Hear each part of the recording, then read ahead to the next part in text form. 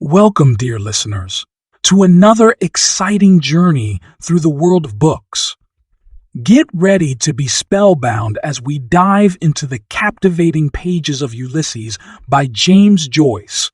Your support on YouTube means everything to me. If you enjoy my videos, make sure to give them a thumbs up and hit that subscribe, follow button. And if you have any thoughts or questions, drop a comment below. I love hearing from you. Episode 1, Telemachus. It is around 8:00 in the morning, and Buck Mulligan, performing a mock mass with his shaving bowl, calls Stephen Dedalus up to the roof of the Martello Tower overlooking Dublin Bay. Stephen is unresponsive to Buck's aggressive joking.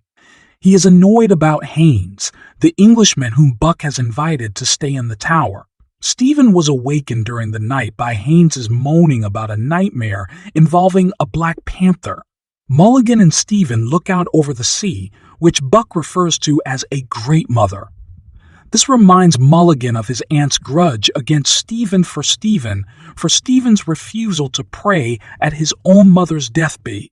Stephen, who is still dressed in mourning, looks at the sea and thinks of his mother's death, as Buck mocks Stephen for his second-hand clothes and dirty appearance. Buck holds out a cracked mirror for Stephen to see himself in. Stephen staves off Buck's condescension by suggesting that such a cracked-looking glass of a servant could serve as a symbol for Irish art. Buck puts a conciliatory arm around Stephen and suggests that together they could make Ireland as cultured as Greece once was. Buck offers to terrorize Haynes if he annoys Stephen further, and Stephen remembers Buck's ragging of one of their classmates, Clive Kempthorpe. Buck asks Stephen about his quiet brooding, and Stephen finally admits to his own grudge against Buck. Months ago, Stephen overheard Buck referring to his mother as beastly dead. Buck tries to defend himself, then gives up and urges Stephen to stop brooding over his own pride. Buck goes down into the tower singing, unknowingly, the song that Stephen sang to his dying mother. Stephen feels as though he is haunted by his dead mother or the memory of her. Buck calls Stephen downstairs for breakfast.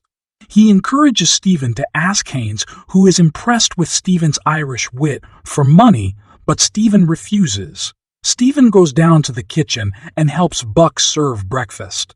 Haynes announces that the milk woman is approaching. Buck makes a joke about old Mother Grogan making tea and making water, urine, and encourages Haynes to use it for a book of Irish folk life. The milk woman enters, and Stephen imagines her as a symbol of Ireland. Stephen is silently bitter that the milk woman respects Buck, a medical student, more than him. Haynes speaks Irish to her, but she does not understand and thinks he is speaking French. Buck pays her, and she leaves. Haynes announces his desire to make a book of Stephen's sayings, but Stephen asks if he would make money off it. Haynes walks outside, and Buck scolds Stephen for being rude and ruining their chances of getting drinking money from Haynes. Buck dresses, and the three men walk down toward the water. On the way, Stephen explains that he rents the tower from the Secretary of State for War. Haynes asks Stephen about his Hamlet theory, but Buck insists it wait until they have drinks later. Haynes explains that their Martello Tower reminds him of Hamlet's Elsinore. Buck interrupts Haynes to run ahead, dancing and singing the ballad of Joking Jesus. Haynes and Stephen walk together. As Haynes talks, Stephen anticipates that Buck will ask Stephen for the key to the tower for which Stephen pays the rent. Haynes questions Stephen about his religious beliefs.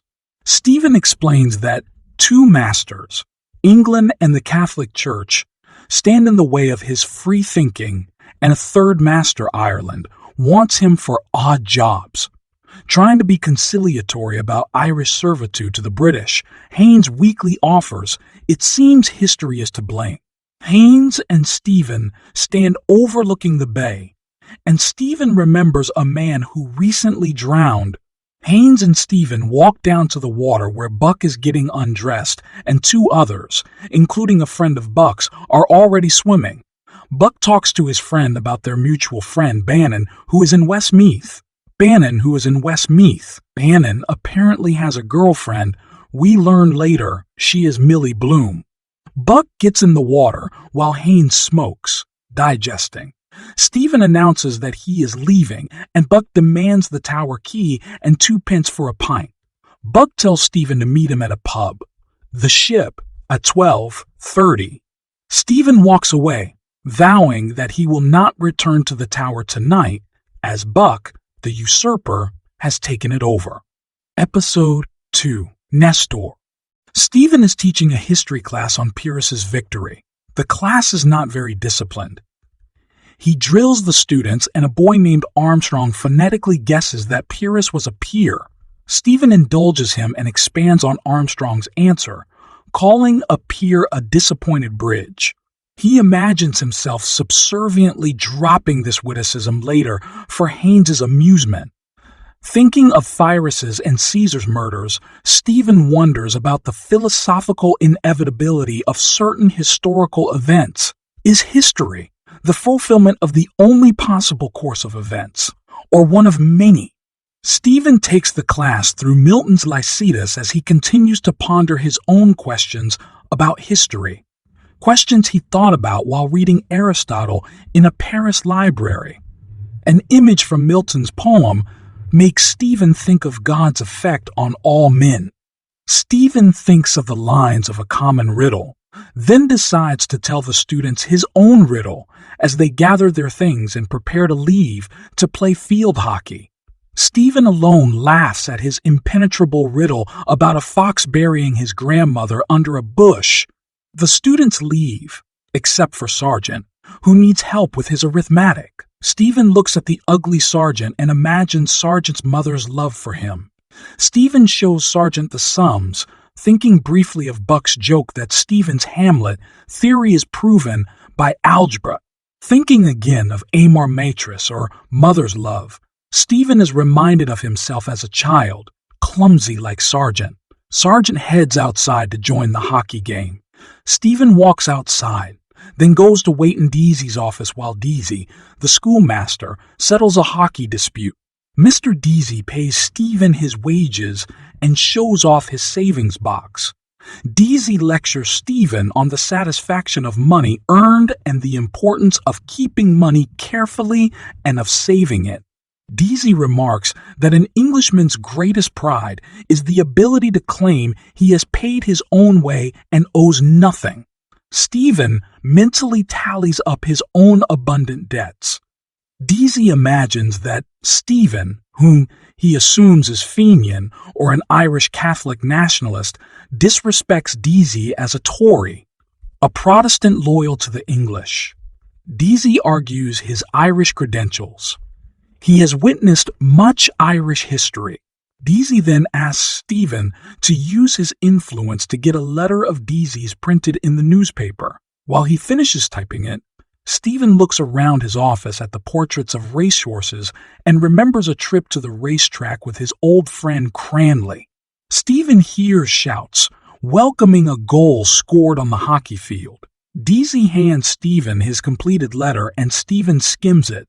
The letter warns of the dangers of foot and mouth cattle disease and suggests that it can be cured. It seems that Deasy resents the influence of those people who currently have power over the situation. He also seems to blame Jews for similar corruption and destruction of national economies. Stephen argues that greedy merchants can be Jewish or Gentile, but Deasy insists that the Jews have sinned against the light. Stephen remembers the Jewish merchant standing outside the Paris Stock Exchange. Stephen again challenges Deasy, asking who has not sinned against the light. Stephen rejects Deasy's rendering of the past and states, "History is a nightmare from which I am trying to awake." Ironically, a goal is scored outside in the hockey game as Deasy speaks of history as the movement toward the goal of God's manifestation, Stephen counters that God is no more than a shout in the street. Deasy argues first that all have sinned, then blames woman for bringing sin into the world. He lists women of history who have caused destruction. Deasy predicts that Stephen will not remain at the school long because he is not a born teacher. Stephen suggests that he may be a learner rather than a teacher. Stephen signals the end of the discussion by returning to the subject of Deasy's letter. Stephen will try to get it published in 2 newspapers. Stephen walks out of the school pondering his own subservience to Deasy. Deasy runs after him to make one last jab against the Jews. Greenland has never persecuted the Jews because they were never let into the country. Episode 3. Proteus. Stephen walks on the beach, contemplating the difference between the material world as it exists and as it is registered by his eyes. Stephen closes his eyes and lets his hearing take over. Rhythms emerge. Opening his eyes, Stephen notices 2 midwives, Mrs. Florence McCabe and another woman. Stephen imagines that one has a miscarried fetus in her bag. He imagines an umbilical cord as a telephone line running back through history through which he could place a call to Edenville. Stephen pictures Eve's navel, less stomach. He considers woman's original sin and then his own conception. Stephen contrasts his own conception with that of Christ. According to the Nicene Creed, a part of the Catholic Mass, Christ was begotten, not made, meaning that he is part of the same essence as God the Father and was not made by God the Father out of nothing. Stephen, in contrast, was made not begotten in that though he has biological parents, his soul was created out of nothing and bears no relation to his father's. Stephen would like to argue the specifics of divine conception. Are the Father and the Son the same being or not? With heretic, scholars of the past, the sea air blows upon him, and Stephen remembers that he must take Deasy's letter to the newspaper, then meet Buck at the ship pub at 12:30. He considers turning off the beach to visit his Aunt Sarah. He imagines his father's mocking reaction to such a visit. His father is disgusted by his brother-in-law, Richie, who is Sarah's husband. Stephen imagines the scene if he were to visit. Richie's son Walter would let him in, and Uncle Richie, who has back trouble, would greet Stephen from bed. Coming out of his reverie, Stephen remembers feeling ashamed of his family when he was a child. This disgust for his family brings Jonathan Swift to mind. Swift's disgust for the mind. Swift's disgust for the masses is evidenced in his novel Gulliver's Travels by the Noble Han Horses and Beastly Yahoo Men. He thinks of Swift with a priestly tonsured head climbing a pole to escape the masses. Stephen thinks of priests all around the city and of the piety and intellectual pretensions of his youth. Stephen notices he has passed the turnoff for Sarah's. Heading toward the pigeon house, Stephen thinks about pigeons. Specifically, the Virgin Mary's insistence that her pregnancy was caused by a pigeon as recorded in Leo Taxil's La Vie de Jesus. He thinks of Patrice Egan, the son of Kevin Egan, a wild goose, Irish nationalist in exile whom Stephen knew in Paris. He remembers himself in Paris as a medical student with little money. He remembers arriving once at the post office too late to cash a money order from his mother. Stephen's ambitions for his life in Paris were suddenly halted by a telegram from his father calling Stephen home to his mother's deathbed. He thinks back to Buck's aunt's insistence that Stephen killed his mother by refusing to pray at her deathbed. Stephen remembers the sights and sounds of Paris and of Kevin Egan's conversations about nationalism, strange French customs, and his Irish youth. Stephen walks to the edge of the sea and back, scanning the horizon for the Martello Tower. He again vows not to sleep there tonight with Buck and Haynes. He sits on a rock and notices the carcass of a dog. A live dog runs across the beach, back to 2 people. Stephen imagines the beach scene when the first Danish Vikings invaded Dublin. The barking dog runs towards Stephen, and Stephen contemplates his fear of the dog. Considering various pretenders to crowns in history, Stephen wonders if he too is a pretender. He notices that the two figures with the dog are a man and a woman, cocklepickers. He watches as the dog sniffs at the carcass and is scolded by his master. The dog pisses, then digs in the sand. Stephen remembers his morning riddle about the fox who buried his own grandmother. Stephen tries to remember the dream he was having last night. A man holding a melon was leading Stephen on a red carpet. Watching the woman cocklepicker, Stephen is reminded of a past sexual encounter in Fumbly's Lane. The couple pass Stephen, looking at his hat. Stephen constructs a poem in his head and jots it down on a scrap torn from Daisy's letter. Stephen wonders who the she of his poem would be. He longs for affection. Stephen lies back and contemplates his borrowed boots and small feet that once fit into a woman's shoes. He pisses. He thinks again of the drowned man's body. Stephen gets up to leave, picks his nose, then looks over his shoulder to see if anyone has seen. He sees a ship approaching. Episode 4, Calypso. Leopold Bloom fixes breakfast for his wife, Molly, and feeds his cat. Bending down with his hands on his knees, he wonders what he looks like to the cat and how her whiskers work as she laps milk. Bloom considers what he will get from the butcher for his own breakfast. He creeps upstairs to ask Molly if she would like anything from outside. Molly mumbles no, and the bed jingles under her. Bloom thinks about the bed, which Molly brought with her from Gibraltar, where she was raised by her father, Major Tweedy.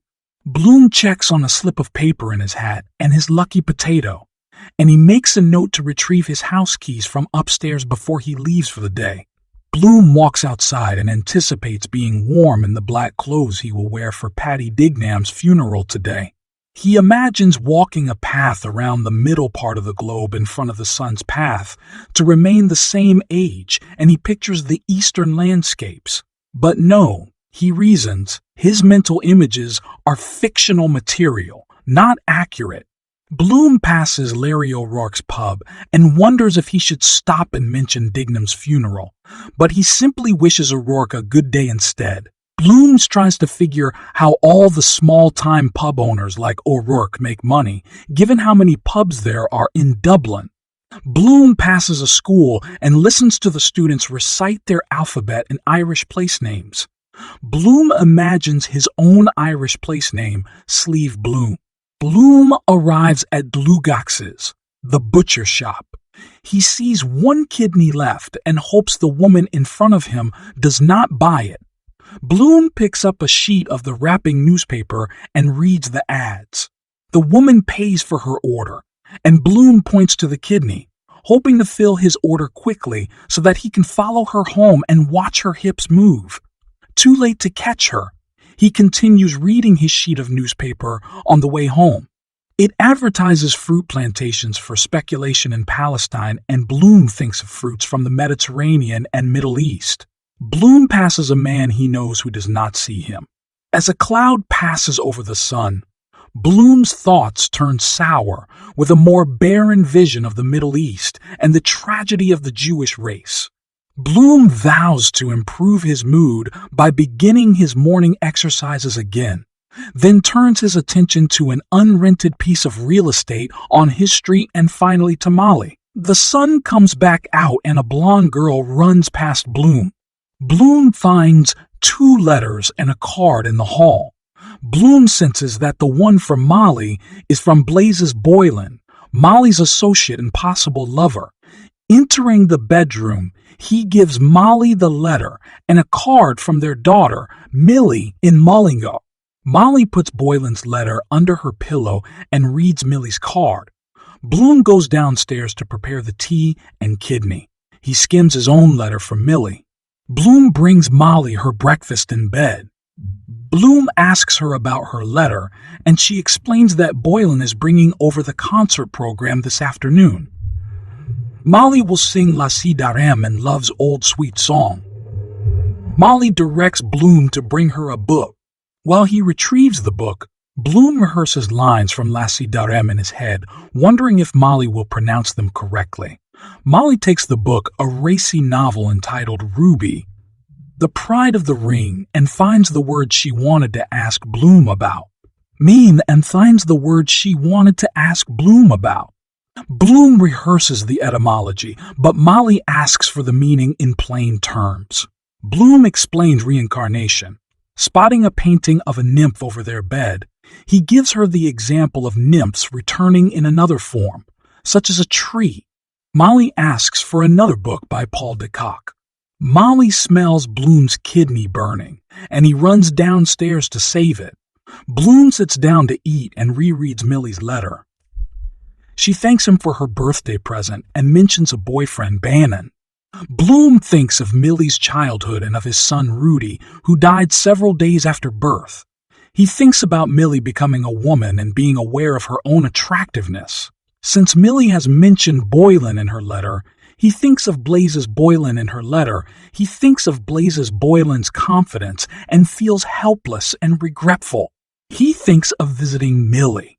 Bloom fetches a copy of the magazine Titbits and heads toward the outhouse to relieve himself. Bloom thinks of plans for his garden.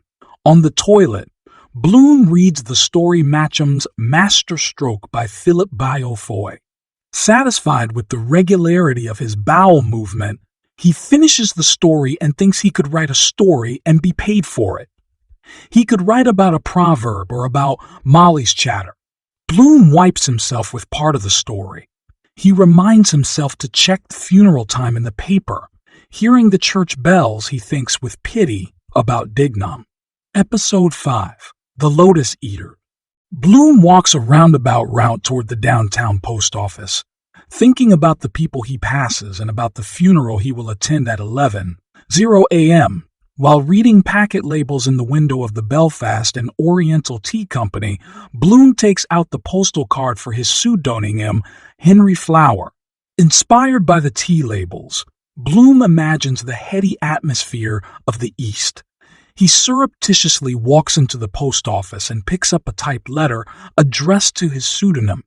Outside the post office, Bloom opens his letter, but before he can read it, he is accosted by McCoy. Bloom makes small talk with McCoy while he tries to determine what is pinned to the letter, now in his pocket.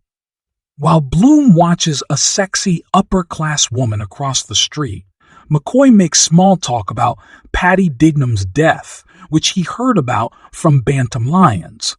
Bloom anticipates seeing the woman's leg as she steps into her cab, but a tram blocks his view. Still chatting with McCoy, Bloom opens his newspaper and reads an ad. What is a home without by Plumtree's potted meat? Incomplete. Within an abode of bliss. McCoy and Bloom speak about Molly's upcoming concert tour. McCoy's wife is an aspiring singer.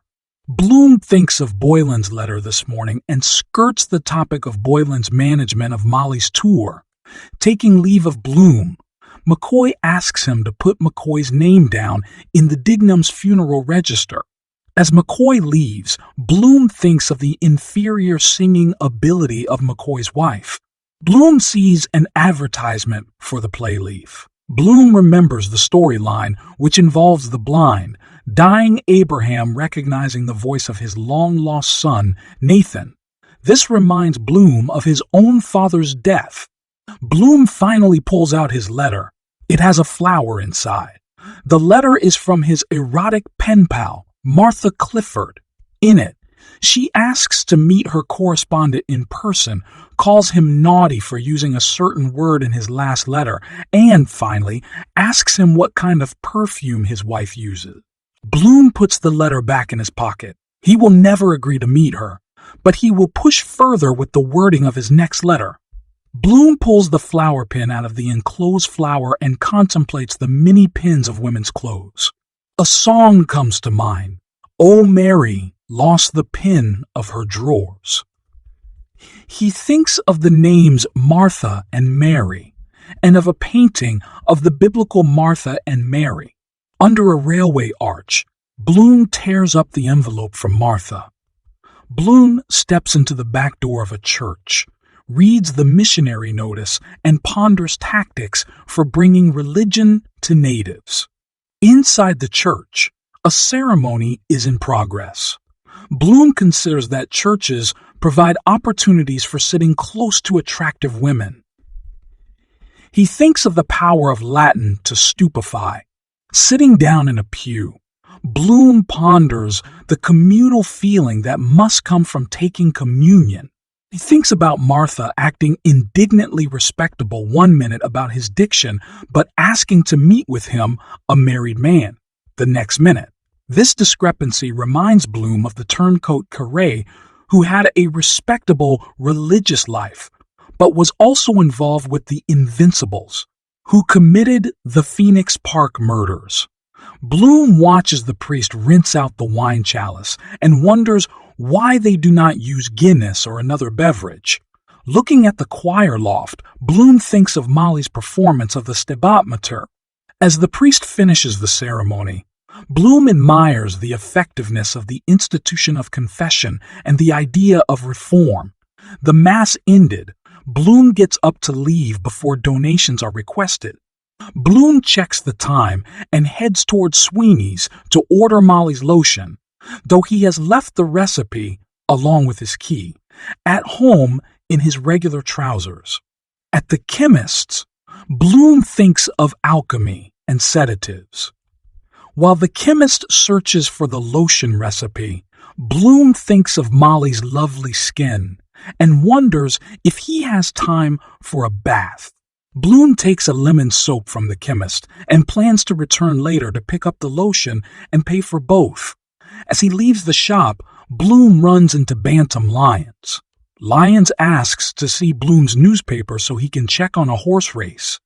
Bloom tells Lyons he can keep the paper since Bloom was only going to throw it away. Lyons, mistaking Bloom's statement for a tip on a racehorse, hands the paper back to Bloom, thanks him, and rushes off.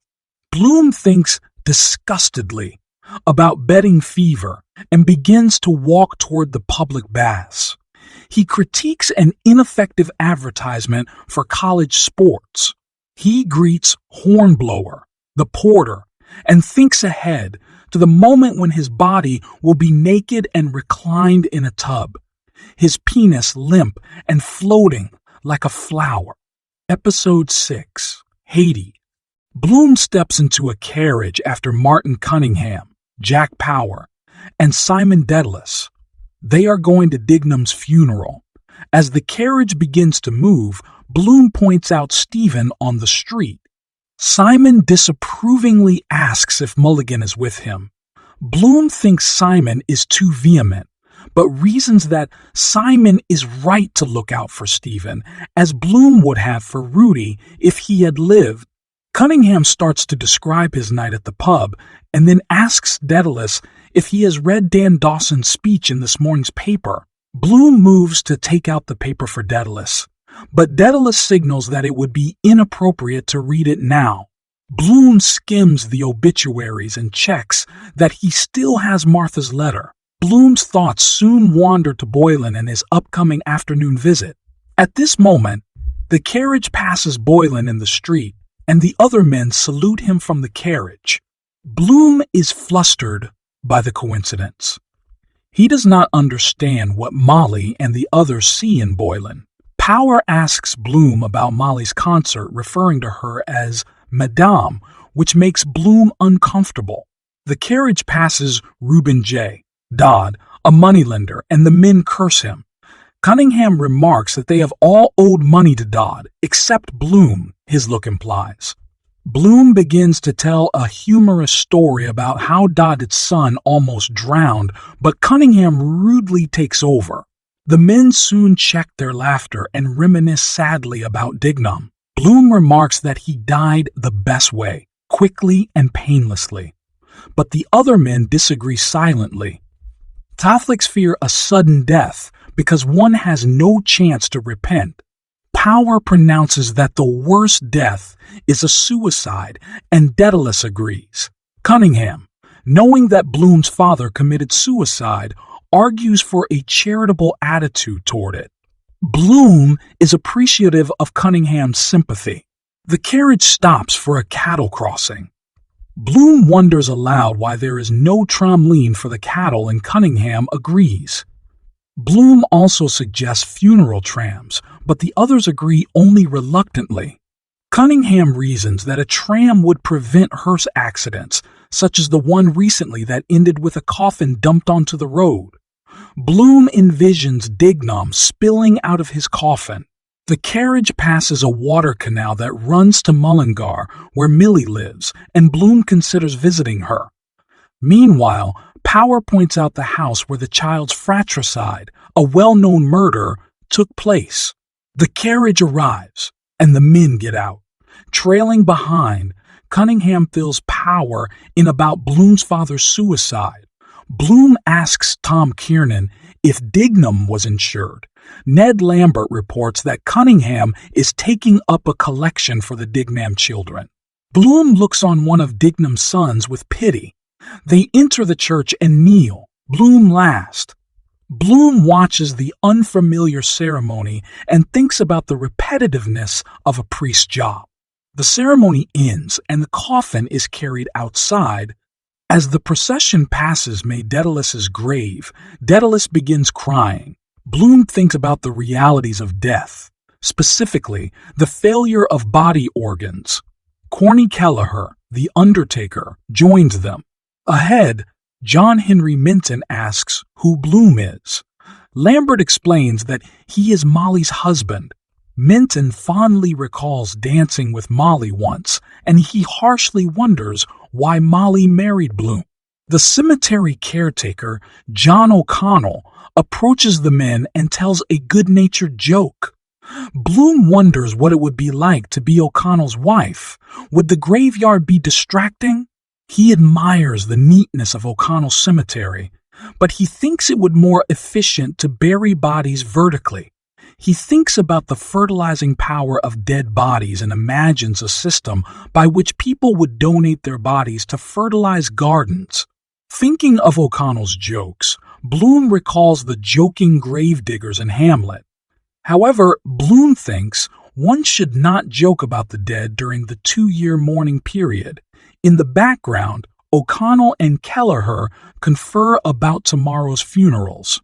The men assemble around the grave, and Bloom wonders who the man in the Macintosh is. He is the unlucky 13th member of the party, and he was not in the chapel for the service. Bloom thinks of his own funeral plot with his mother and son in it already. He thinks of the horror of being buried alive and how telephones and coffins would prevent it. The reporter, Hines, asks Bloom for his full name.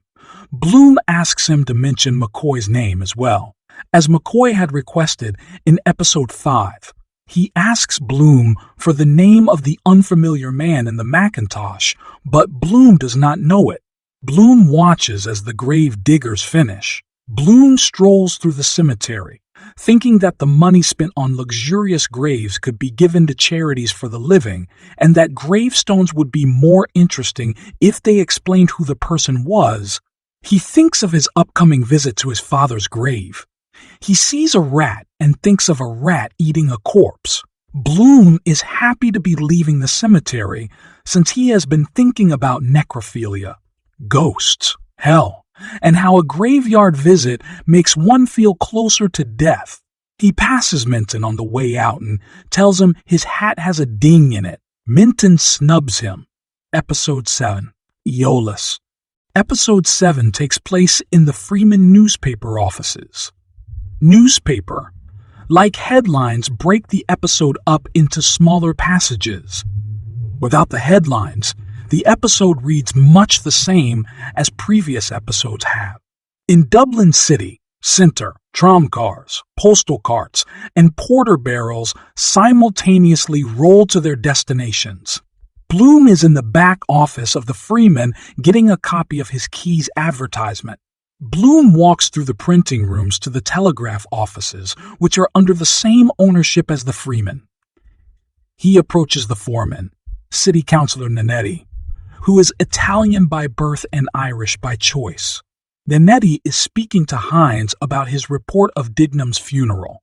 Hines owes Bloom 3 shillings, and Bloom tries to tactfully remind him about it, but Hines does not catch on.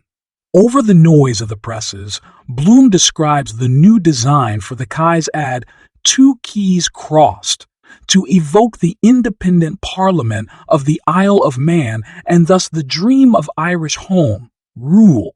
Nanetti tells Bloom to get a copy of the design and to secure 3 months' advertisement from Keys.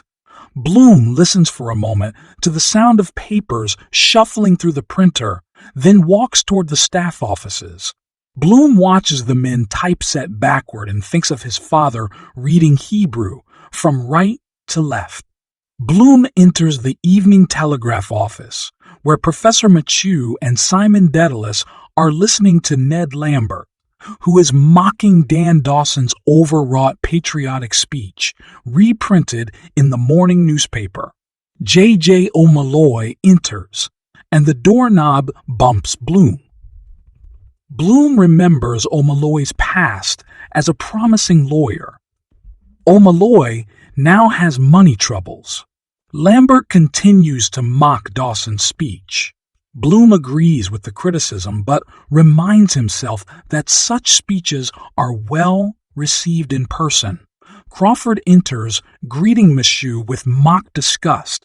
Dedalus and Lambert leave for a drink. Bloom uses Crawford's telephone to call Kai's. Lenihan enters with the sports edition and proclaims that Scepter will win today's horse race. We hear Bloom on the phone. He seems to have missed Keys at his office. Re-entering the room, Bloom bumps into Lenihan. Bloom tells Crawford that he is headed out to settle the Keys ed. Crawford could not care less. A minute later, Machu notices from the window that the newsboys are following Bloom, mimicking his jerky walk. Lenihan imitates it too. O'Malloy offers Machu a cigarette. Lenihan lights their cigarettes, waiting to be offered one. Crawford jokes with Machu, a Latin professor, about the Roman Empire. Lenihan tries to tell a riddle, but no one listens. O'Madden Burke enters with Stephen Dedalus behind him. Stephen hands Deasy's letter to Crawford. Crawford knows Deasy and comments on Deasy's ornery late wife, which helps Stephen understand Deasy's view that women are responsible for the sin of the world. Crawford skims Deasy's letter and agrees to publish it. Machu is arguing that the Greeks and the Irish are similar because they are dominated by other cultures, Roman and British, respectively, yet retain a spirituality that those cultures do not have. Lenihan finally tells his riddle. Crawford comments on the gathering of many talents in the room, literature, law, etc. Machu remarks that Bloom would represent the art of advertising, and O'Madden Burke adds that Mrs. Bloom would add vocal talent. Lenihan makes a suggestive comment about Molly. Crawford asks Stephen to write something sharp for the paper. Crawford recalls the great talent of Ignatius Gallagher, who reported on the 1882 Phoenix Park murders. The British Chief Secretary and Under Secretary were killed. This recollection sparks many individual stories about the murders and the Invincibles, the group who claimed responsibility. Some of them were hanged, but others remain alive, such as Skin. The others remain alive, such as Skin. A character who will appear later in Ulysses. Meanwhile, Machu answers the telephone. It is Bloom, but Crawford is too preoccupied with the conversation to speak with him. O'Malloy tells Stephen that he and Professor McGinnis were speaking of Stephen. They are curious about Stephen's opinion of Aee, the mystical poet. Stephen resists the urge to ask what McGinnis said about him. Machu interrupts to describe the finest example of eloquence. John F., Taylor's speech at the Trinity College Historical Society debate over the revival of the Irish tongue. Machu reenacts the speech, which equated the British, who threatened to culturally overwhelm the Irish, to the Egyptians, who threatened to completely assimilate the Jews. Stephen suggests they adjourn to a pub, and Lenehan leads the way. O'Malloy holds Crawford behind to ask him for a loan. Stephen walks outside with Professor Machu and tells Machu a cryptic parable of two old virgins who go to the top of Nelson's Pillar to see the views of Dublin and eat plums. While Stephen tells his story, Crawford finally emerges outside and Bloom, on his way in, attempts to accost him on the front steps. Bloom wants approval for 2 months renewal of the keys instead of 3. Crawford turns this offer down flippantly and returns to his conversation with O'Malloy. He cannot lend O'Malloy any money. Ahead, Stephen's story continues. The women, giddy at the top of the pillar, eat their plums and spit the seeds over the side. Stephen laughs. The story is apparently over, but the listeners are confused. Stephen names his story a Pisgah site of Palestine, or the parable of the plums. Machu laughs knowingly. Meanwhile, the trams and other vehicles all across the city continue to roll. Episode 8, Lestrygonians. Bloom walks past a candy store. A man hands Bloom a throwaway flyer advertising a visiting American evangelist. Bloom at first thinks his own name is on the flyer, but then realizes it reads Blood of the Lamb. Bloom passes Dilly Dedalus. Bloom pities the now motherless Dedaluses.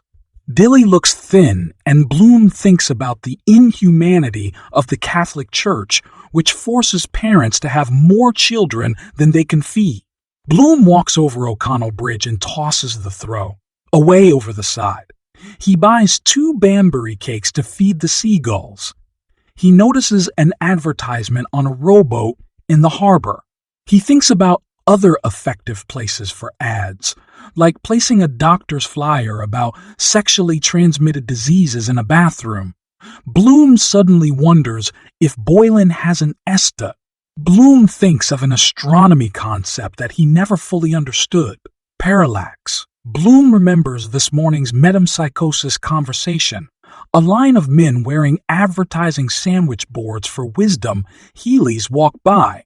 When Bloom worked at Helly's, his employers rejected his advertising idea of having women inside a transparent cart writing on Helly stationery. Bloom tries to remember where he and Molly were living at that time. Bloom runs into Josie Breen, whom he once courted. She is now married to Dennis Breen, who is mentally off balance. Mr. Breen received an anonymous postcard this morning, which cryptically read, He's trying to take legal action against the joke. Bloom inquires after a mutual friend, Mina Purefoy, who has been in labor at the maternity hospital for 3 days. As Bloom and Mrs. Breen talk, another Dublin crazy man sashes by. Cashel Boyle O'Connor Fitzmaurice Tistall Farrell. Bloom continues on, past the Irish Times office. He remembers the newspaper and he ran for a lady typist that attracted Martha. He had another application, Lizzie Twigg, but she offered as a reference and thus seemed too literary, possibly ugly. His thoughts switched to Mina Purefoy and her perpetual pregnancies. Passing a group of policemen, Bloom remembers, watching a mounted policeman chase down a group of medical students who were shouting anti-British sentiments. Bloom guesses those medical students are probably now part of the institutions they were criticizing. He thinks about other turncoats, Carey, of the Invincibles, and house servants who inform on their employers. A cloud blocks the sun, and Bloom thinks gloomily that the cycles of life, Dignam's death, Mrs. Purefoy's birthing, are meaningless. And a young, sloppily dressed woman, possibly Lizzie Twigg herself, pass Bloom. Passing an optician's shop, Bloom thinks again about parallax and eclipses. He experimentally holds up his little finger to blot out the sun. He remembers the night that he and Molly walked with Boylan under the moon. He wonders if Molly and Boylan were touching. Bloom passes Bob Doran, clearly on his annual drinking bender. Bloom thinks about how men rely on alcohol for social interaction. Overwhelmed by hunger, Bloom enters the Burton restaurant.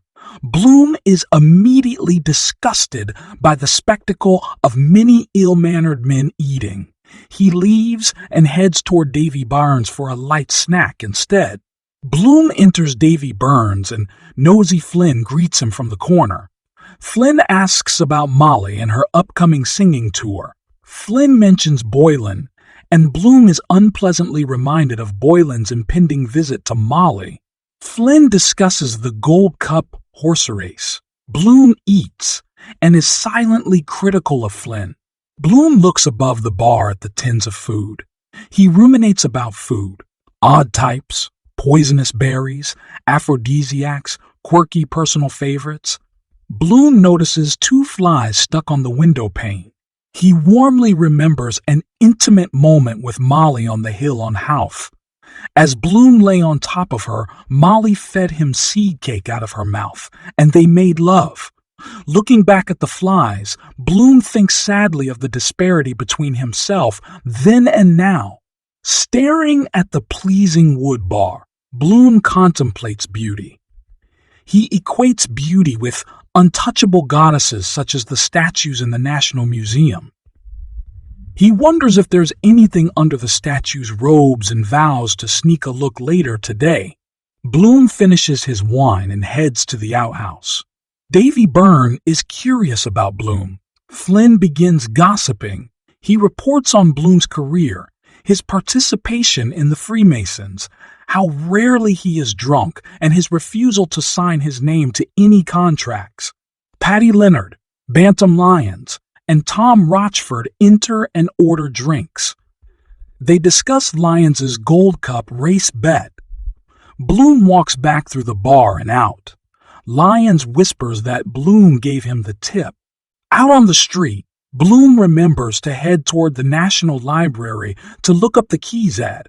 Bloom escorts a blind man across an intersection.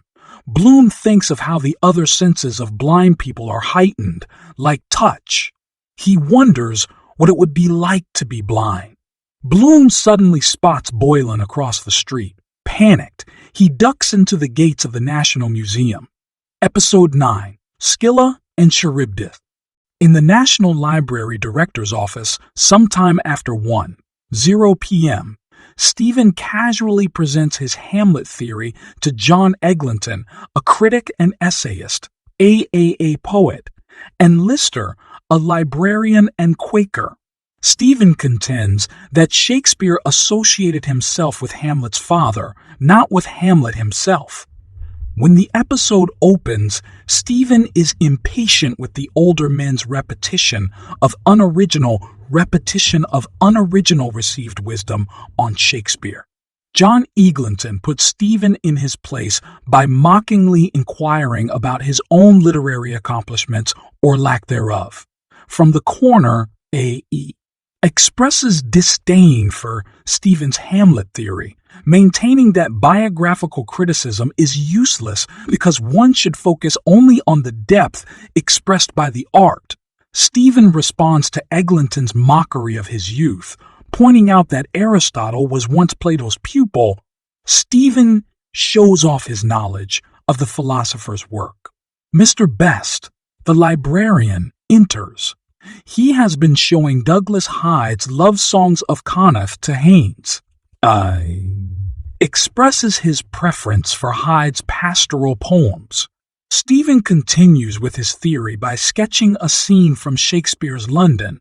Shakespeare walks along the river to his own performance of Hamlet, where he plays not Hamlet, but the ghost of Hamlet's father.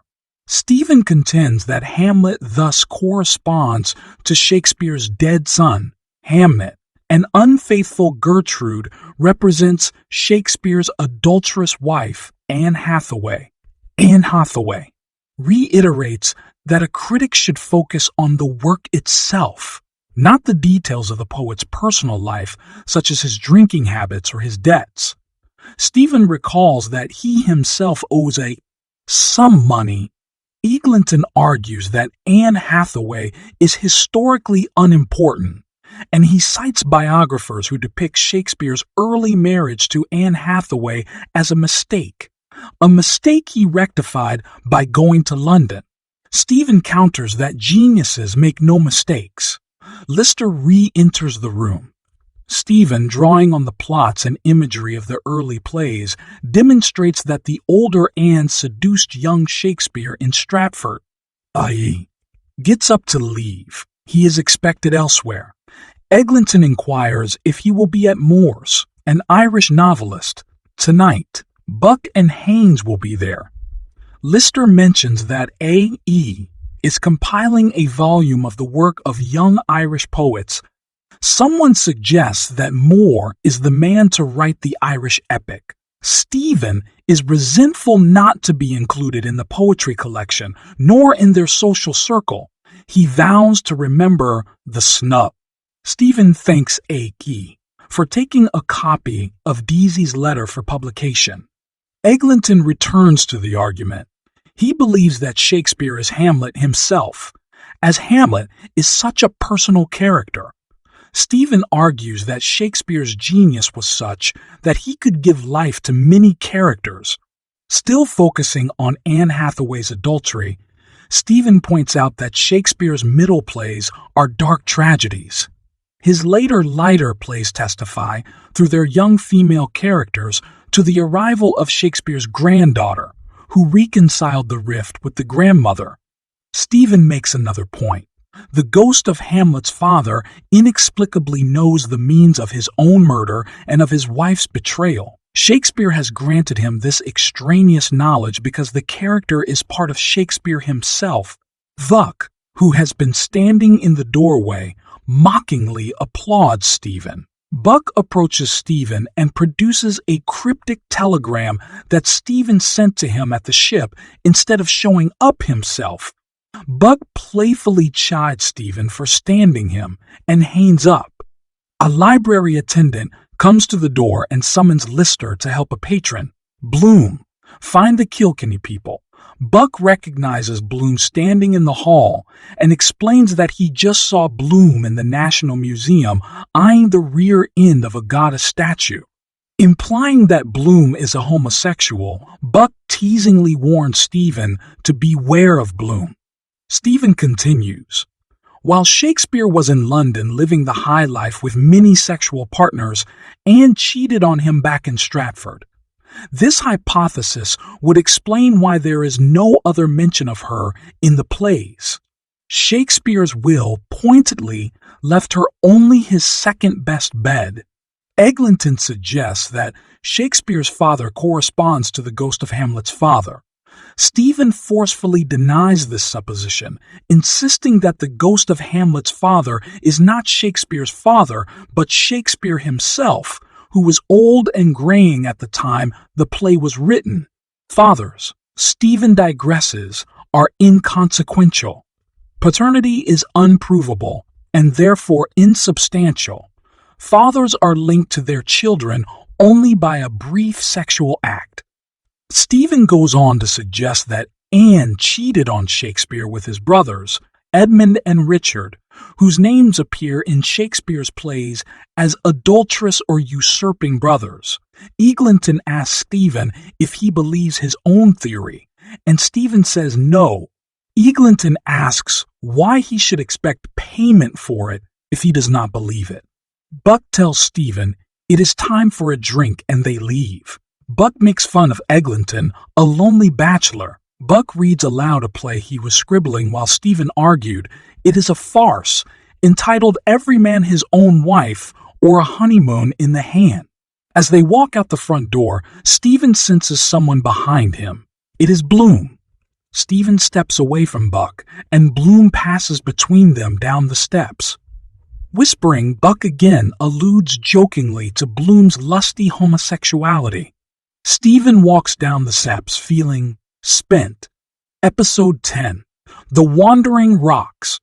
Episode 10 consists of 19 short views of characters, major and minor, as they make their way around Dublin in the afternoon. Within each subsection, short, disjunctive paragraphs pop up that depict a simultaneous action in some other part of the city. These are not rendered below. Father John Kami travels from his Dublin presbytery to a suburban school to try to get Patrick Dignam's son admitted for free. Kami walks to the tram station, passing a one-legged sailor, 3 schoolboys, and others on the way. Kami gets on an outbound tram, notices a poster of Eugene Stratton, a blackface minstrel, and thinks about missionary work. Kami gets off at Howth Road, takes out his breviary, book of prayers, and reads to himself as he walks. In front of him, a young couple guiltily emerges from the hedgerow. Kami blesses them. Corny Kelleher examines a coffin lid, then gossips with a policeman. The one-legged sailor crutches up Eccles Street, singing a patriotic English song and asking for alms. He passes Katie and Booty Dedalus. A woman's arm, Molly's, throws a coin out of a window for the sailor. Katie and Booty Dedalus enter their kitchen, where their sister Maggie is washing clothes. The Dedalus sisters discuss the household's lack of money and food. Sister Mary Patrick has donated some pea soup to them. Maggie explains that Dilly has gone to see their father, Simon Dedalus. The throwaway that Bloom threw into the river in episode 8 floats downriver. A shop girl arranges a basket of food for Blazes Boylan. Boylan writes the delivery address and looks down the girl's shirt. He takes a red flower for his lapel and asks to use her telephone. Stephen meets his voice teacher, Amidano Artifoni, in the street outside Trinity College. Artifoni tries to persuade Stephen to pursue a music career in Dublin. Stephen is flattered. Artifoni runs to catch a tram. Miss Dunn, Blazes Boylan's secretary, puts away the novel she is reading. She daydreams about going out tonight. Boylan calls. Miss Dunn tells Boylan that Lenehan will be at the Ormond Hotel at 4 o'clock. Neb Lambert meets with JJ, O'Malloy, and the Reverend Hugh C. Love to show the Reverend around St. Mary's Abbey, now Lambert's warehouse. Lambert discusses the history of the Abbey with Love, who is writing a history book. Lambert and O'Malloy discuss O'Malloy's money troubles. Tom Rochford shows his invention, a mechanism to keep track of betting races, to Nosy Flynn, McCoy, and Lenehan. Lenehan promises to speak to Boylan this afternoon about Rochford's invention. McCoy and Lenehan leave together. Lenehan ducks into a betting office to check on the price for Scepter, his pick for the Gold Cup race. Lenehan re-emerges and reports to McCoy that Bantam Lyons is inside betting on a long-shot horse. The horse Lyons thinks Bloom tipped him to in episode 5. The men spot Bloom looking through a book merchant's cart nearby. Lenehan claims to have groped a willing Molly. McCoy sticks up for Bloom, who he thinks has an artistic side. Bloom looks through the books at a bookseller's cart and settles on Sweets of Sin for Molly. At Dylan's auction rooms, the lackey rings the bell. Dilly Dedalus waits outside for her father. Simon emerges and Dilly asks him for money. He hands over a shilling he borrowed from Jack Power. Dilly suspects he has more money, but Simon walks away from her. The Viceregal cavalcade has begun its cross. Town journey. Tom Kernan passes the spot where the patriot Robert Emmet was hanged and thinks of Ben Dollard singing The Crappie Boy. Kernan spots the Viceregal cavalcade, but waves too late. Stephen looks at jewels in a shop window, then browses a bookseller's cart. His sister Dilly approaches him and asks Stephen if a French primer that she just bought is good.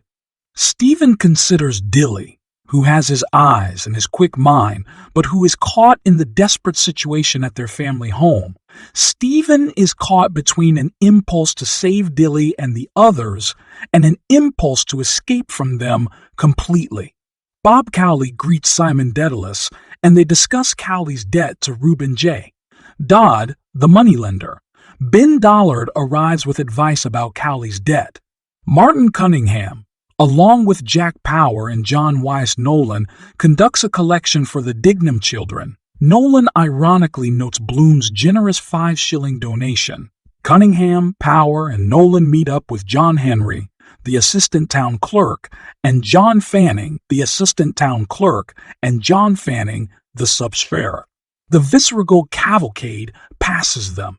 Buck Mulligan and Haynes sit in a coffee shop, where Parnell's brother is playing chess in the corner. Haynes and Mulligan discuss Stephen. Haynes thinks Stephen is mentally off balance. Mulligan agrees that Stephen will never turn out to be a true poet, because he has been damaged by Catholic visions of hell. Tisdall Farrell walks behind Almidano Artifoni in a zigzag and collides with the blind man that Bloom helped at the end of episode 8. Dignam's son, Patrick Jr., walks homeward carrying pork steaks. He passes other schoolboys and wonders if they know of his father's death. He thinks of his father's coffin being carried out and the last time he saw his father, who was drunk and going out to the pub. The progress of the visceral cavalcade, containing William Humble, Earl of Dudley and Lady Dudley, among others, is tracked from the Visceral Lodge in Phoenix Park to the Mirus Bazaar. It passes many of the people we have seen so far in the chapter. Most of them notice, and some salute, the cavalcade. Episode 11, Siren. Episode 11 begins with a jumbled prelude of phrases, fragments, it turns out, of the text to come. Episode 11 also uses a technique similar to episode 10, whereby sections of text that describe events happening in another location interrupt the narrative at hand. The Ormond Hotel barmaids, Lydia Dowse and Mina Kennedy, strain to see the viceregal cavalcade out the window, then gossip and giggle over their tea. Meanwhile, Bloom is walking past shop windows nearby. Simon Dedalus enters the Ormond bar, followed by Linehan, looking for Boylan. The barmaids serve them drinks and discuss the blind piano tuner who tuned the Ormond piano earlier today. Dedalus tests out the piano in the saloon. Boylan arrives and flirts with Miss Kennedy while he and Linehan await the wire results of the Gold Cup race. In the meantime, while buying notepaper to write to Martha, Bloom has noticed Boylan's jaunty car on Essex Bridge. Mindful of Boylan's fast, approaching 4 o'clock rendezvous with Molly, Bloom decides to follow the car to the Ormond Hotel. Outside the hotel, Bloom runs into Richie Goulding and agrees to have dinner with him inside. Bloom plans to survey Boylan. They sit down in the dining room.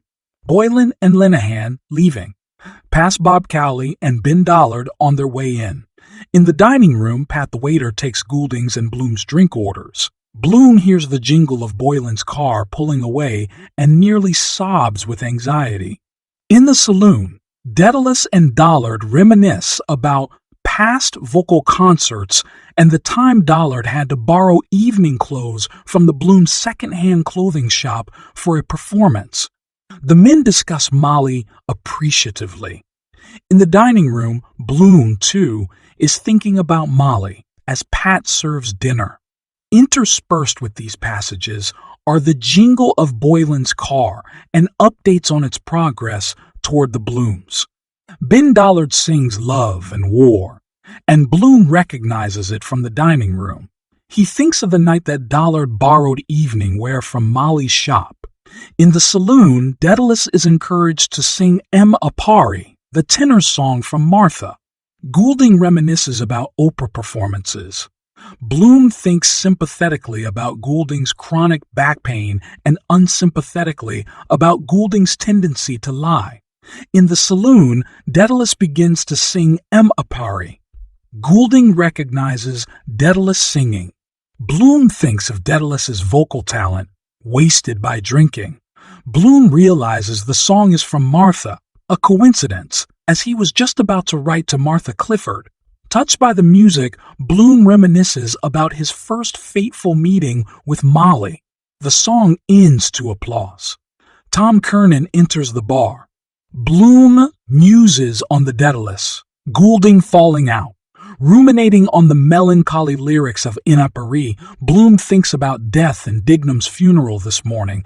Bloom thinks to himself about the mathematics of music and how Millie has no taste in music Bloom begins writing a letter to Martha.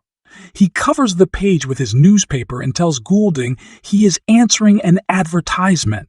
Bloom writes flirtatious lines and encloses a half-crown.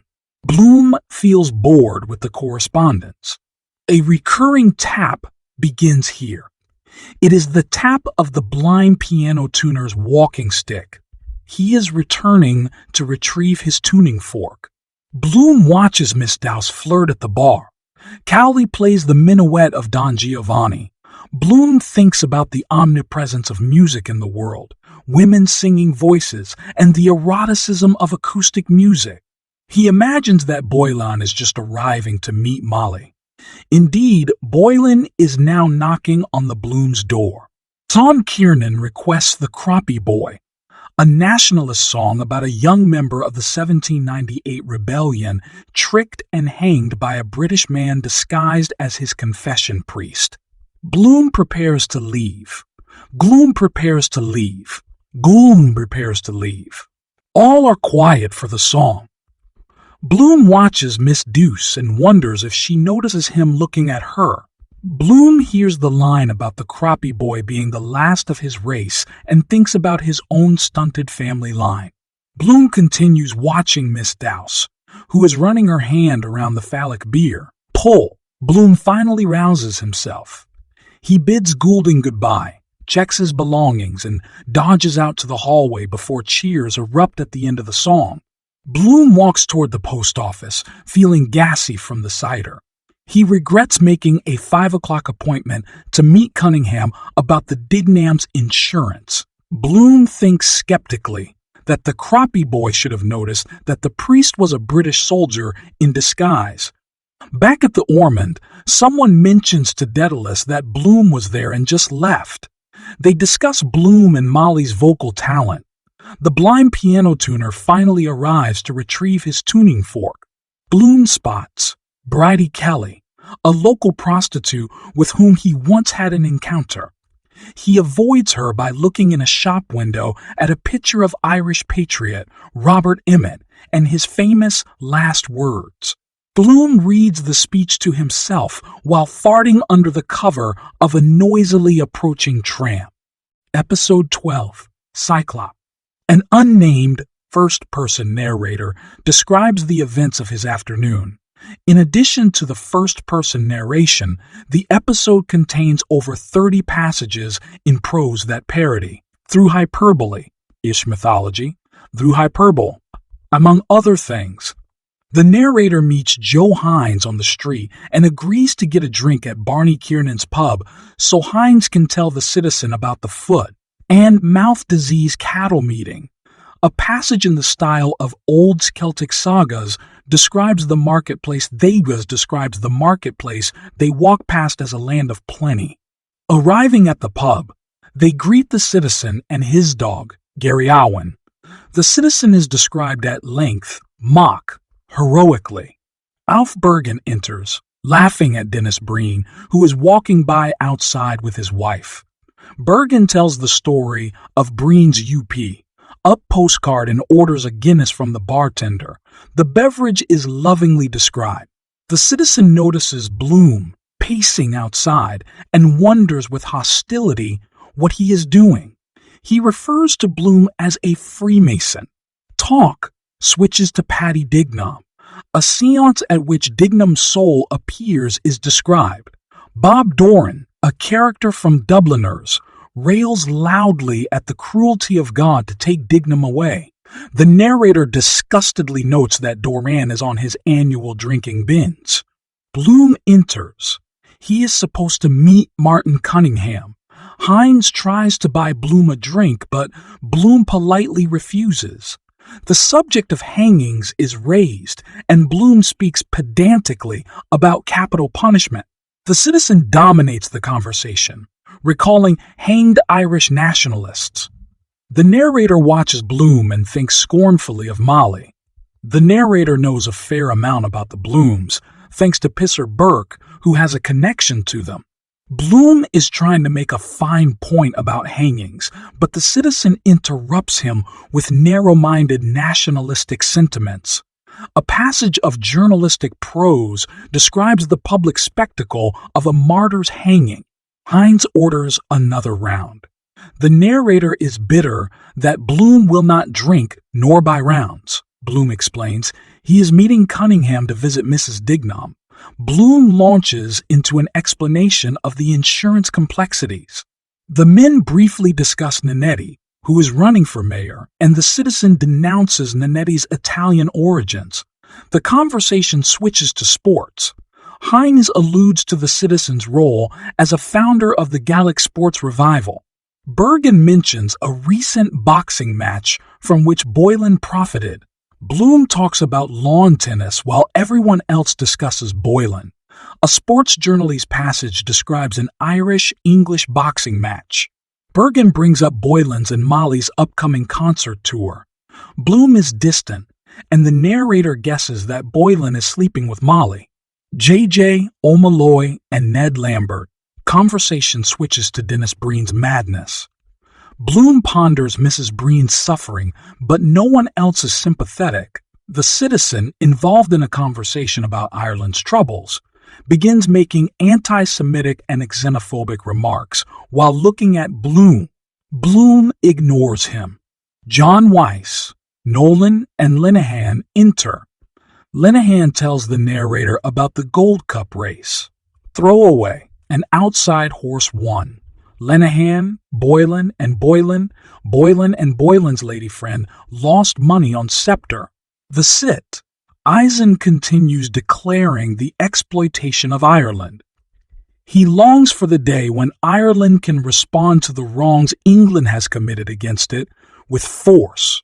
Bloom contends that persecution perpetuates nationalistic hatred.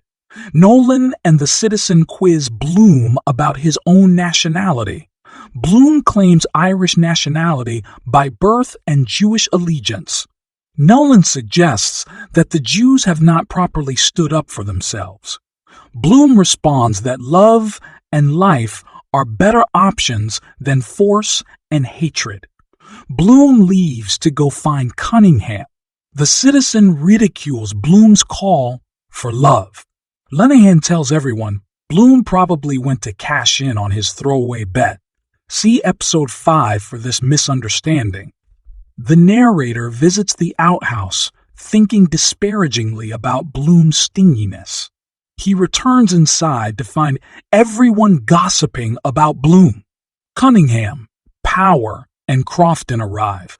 A Renaissance-style passage describes the greetings. Cunningham asks for Bloom, and the new arrivals quickly become involved in the Bloom, gossiping. Cunningham reveals Bloom's Hungarian origins and original family name, Virag. The citizen sarcastically suggests that Bloom is the new messiah for Ireland. He jokingly suggests that Bloom's children are not his own, then alludes to Bloom's femininity. Cunningham calls for charity toward Bloom and toasts a blessing to all present. A passage describing the blessing ceremony follows.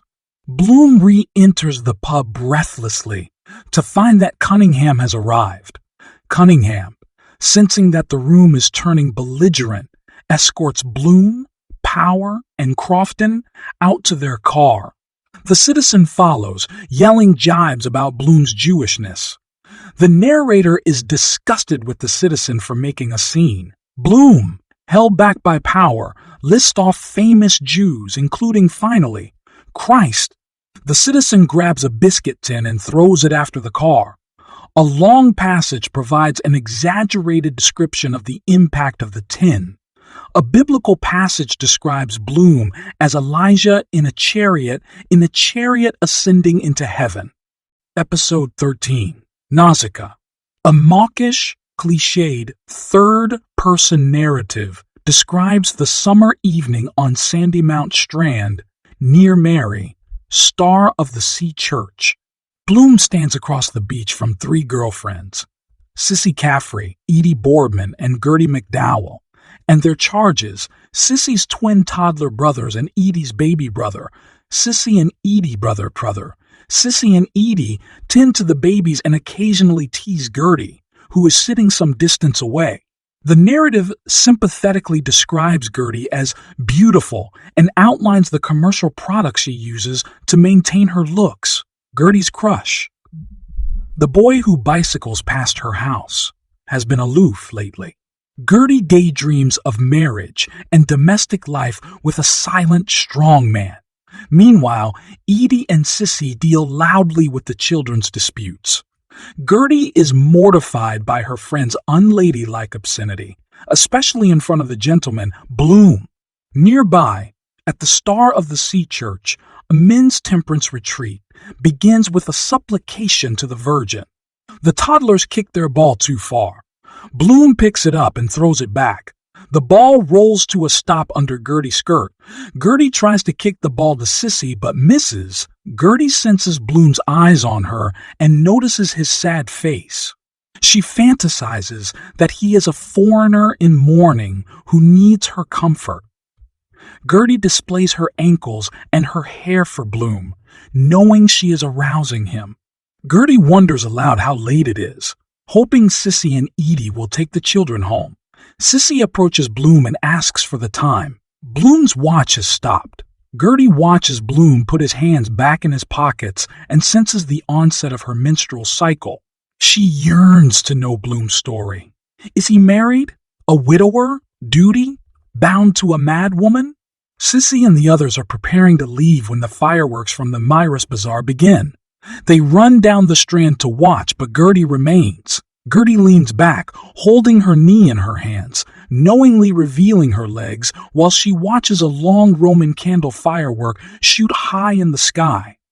At the climax of the episode and Gertie's emotions, and Bloom's own orgasmic climax, we soon realize the Roman candle bursts in the air to cries of "Oh, oh" on the ground.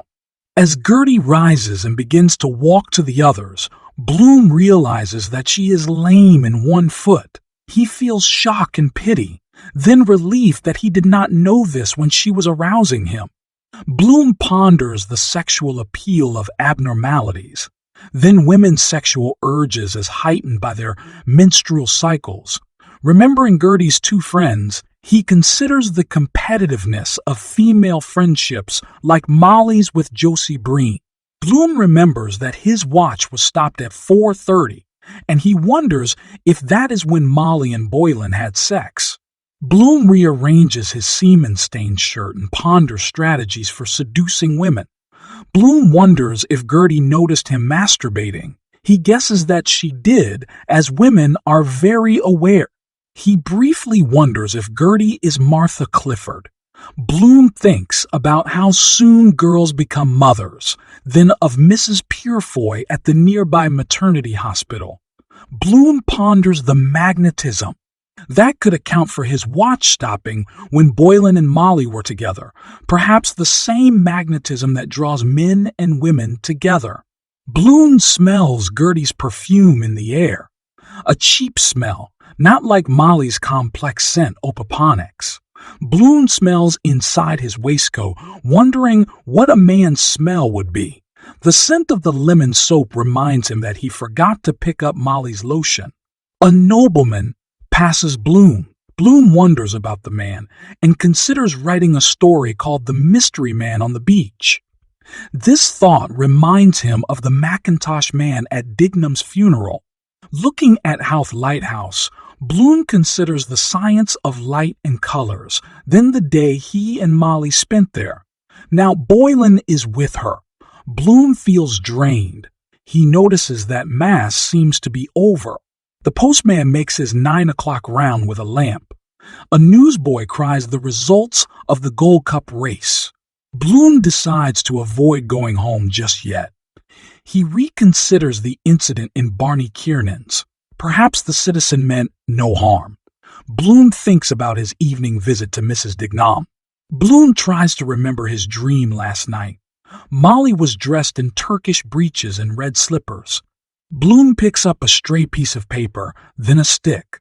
Wondering if Gertie will return tomorrow, he begins to write her a message in the sand. I am but stops as there is not sufficient room. He erases the letters and throws the stick, which lands straight up in the sand. He decides to have a short nap, and his thoughts become muddled by sleep. Bloom dozes off as a cuckoo clock chimes in the priest's house nearby. Episode 14, Oxen of the Sun. The narrative technique of episode 14 is meant to represent the gestation of the English language. The prose styles of many different time periods, along with the styles of their most famous authors, are replicated and at times parodied in chronological order. Latinate prose, and then alliterative Anglo-Saxon, situate us at the Hall Street Maternity Hospital run by Sir Andrew Horne. Bloom arrives at the hospital gates, having come to check on Mrs. Purefoy. Nurse Callan, an acquaintance of Bloom's, opens the gate and leads him inside.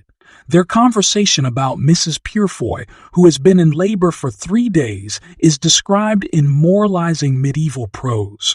The emergence of Dixon, a medical student, from a noisy room down the hall is described in medieval Romance style. Dixon, who once treated Bloom for a bee sting, invites Bloom inside, where Linehan, Crothers, Stephen, Punch Costello, and medical students Lynch and Madden are boisterously gathered around a spread of sardines and beer. Dixon pours Bloom a beer, which Bloom quietly deposits in his neighbor's cup. A nun comes to the door and asks for quiet. The men discuss medical cases in which the doctor must choose between saving the mother or the baby. Stephen discusses the religious aspect of this question, while others joke about contraception and sex. Bloom is somber, thinking of Mrs. Purefoy and of Molly's labor with Rudy. Bloom considers Stephen, imagining that he is wasting time with these men.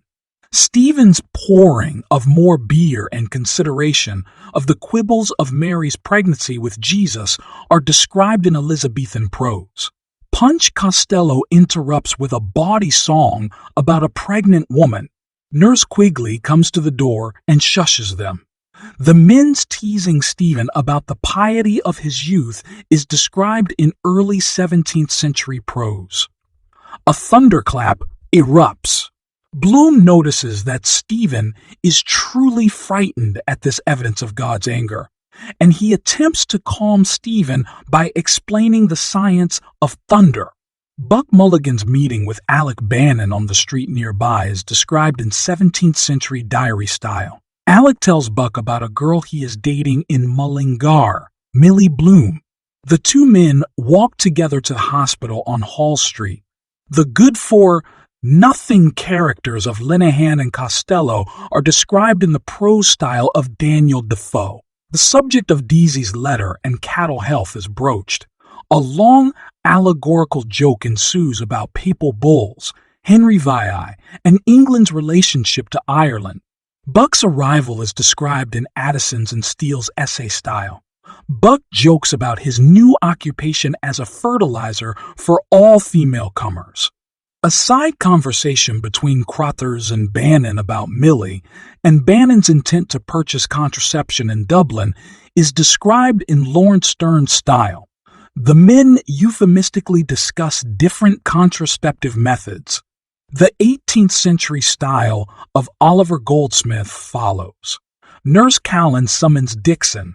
Mrs. Purefoy has borne a son. The men licentiously discuss Nurse Callan. 18th century political prose style is used to describe Bloom's relief at the news of Mrs. Purefoy's baby and his disgust with the young men's manner. The satirical style of Junius queries Bloom's hypocritically self-righteous attitude toward the medical students. Edward Gibbon's style is used to describe the men's conversation about various topics related to birth. Caesarean sections, fathers who die before their wives give birth. Cases of fratricide, including the child's murder case, mentioned in episode 6. Artificial insemination, menopause, impregnation by rape, birthmarks, Siamese twins. Gothic prose is employed to describe Buck telling a ghost story. Charles Lamb's sentimental style is utilized to describe Bloom reminiscing about himself as a young man, then feeling paternal toward the young men. The hazy, hallucinatory style of Thomas de Quincey manifests the pessimistic turn Bloom's thoughts suddenly take. Walter Savage Landor's prose style is incorporated to describe how Linehan and Lynch managed to offend Stephen by broaching the topics of his fruitless poetic career and his dead mother. Conversation switches to the Gold Cup race, then to Lynch's girlfriend Kitty. We learn that Lynch and Kitty were the couple caught by Father Combe this afternoon in episode 10. 19th century historical and naturalist styles follow. The conversation turns to the mysterious causes of infant mortality. Charles Dickens's sentimental style is used to describe Mrs. Purefoy, joyous mother. Cardinal Newman's religious prose style is employed to describe how past sins can haunt a man. Walter Pater's aestheticist style follows. Bloom ponders Stephen's aggressive words about mothers and baby. Bloom remembers watching Stephen, as a child, exchange reproachful glances with his mother. John Ruskin's style is used to describe Stephen's spontaneous suggestion to proceed to Burke's pub. Dixon joins them. Bloom lags behind, asking Nurse Callan to say a kind word to Mrs. Purefoy. Thomas Carlyle's prose style hails the virility of Mr. Purefoy. The narrative breaks into a chaotic rendering of various 20th century dialect and slang as the men hurry to Burke's. Stephen buys the first round. The Gold Cup race is discussed. Stephen buys another round of absinthe, and Alec Bannon finally realizes that Bloom is Millie's father and nervously slips away. The barman calls time, and someone gossips about the man in the Macintosh in the corner. The barman kicks them out as the fire brigade passes on its way to a fire. Someone vomits. Stephen convinces Lynch to come with him to the brothel district. A nearby poster advertising a visiting minister, the same aid that Bloom received in episode 8, inspires a final switch to the style of American sales. Pitch evangelism. Episode 15, Circuit. Episode 15 takes the form of a play script with stage directions and descriptions, with characters' names appearing above their dialogue. The majority of the action of episode 15 occurs only as drunken, subconscious, anxiety-ridden hallucinations. Near the entrance to Nighttown, Dublin's red light district, Stephen and Lynch walk toward a familiar brothel. The focus switches to Bloom, nearby. Bloom has attempted to follow Stephen and Lynch to Nighttown, but he has lost them. He ducks into a pork butcher's to buy a late-night snack. Bloom immediately feels guilty about the expense, and a hallucination begins in which Bloom's parents, Molly and Gertie McDowell, confront Bloom about various offenses. Next, Mrs. Breen appears. In a dark corner, Bloom feeds his meat purchases to a hungry dog. This suspicious-looking act engenders another hallucination in which two night watchmen question Bloom, who responds guiltily. Soon, Bloom is on public trial, accused of being a cuckold, an anarchist, a forger, a bigamist, and a bawd. Witnesses such as Miles Crawford, Philip Beaufoy, and Patty Dignam in dog form appear. Mary Driscoll, the former housemaid to the Blooms, testifies that Bloom once approached her for sex.